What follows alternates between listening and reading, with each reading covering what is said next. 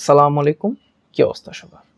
বিগত লেকচারগুলোতে আমরা অ্যালকিন, অ্যালকাইন মানে বেসিক্যালি হাইড্রোকার্বন এবং অ্যালকাইল হ্যালাইড নিয়ে আলোচনা করেছিলাম। এই ভিডিওতে আমরা অ্যালকোহল নিয়ে পড়ালেখা করব। তো চলো শুরু করা যাক। তো ফার্স্টেই আমাদের একটু বুঝতে হবে যে অ্যালকোহলের ক্লাসিফিকেশনসগুলো বা কয় টাইপের অ্যালকোহল হয় আর কি। সো ফার্স্টে আমি যদি নর্মাল ডিগ্রির হিসাব করি, অ্যালকোহল কয় প্রকার? অ্যালকোহল তিন প্রকার: primary alcohol, secondary alcohol, tertiary alcohol.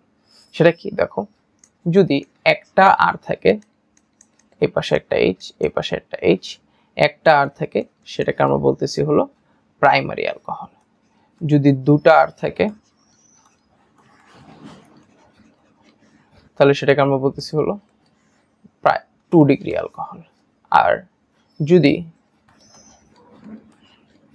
তিনটা আর থেকে সেটাকে আমরা বলতেছি হলো 3 ডিগ্রি অ্যালকোহল। 1 ডিগ্রি মানে বোঝায় হলো প্রাইমারি, 2 ডিগ্রি বলতে বোঝায় হলো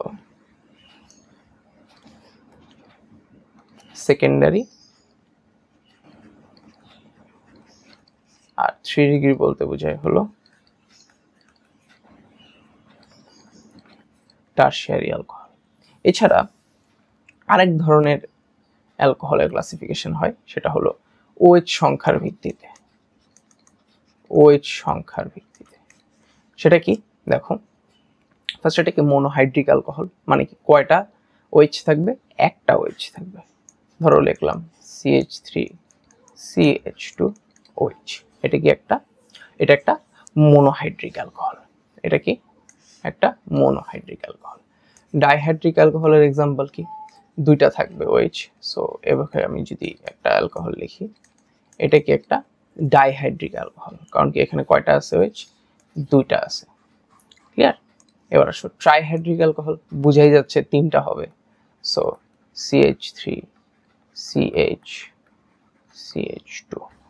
আচ্ছা, CH3 তো পসিবল না, CH2OH OH OH।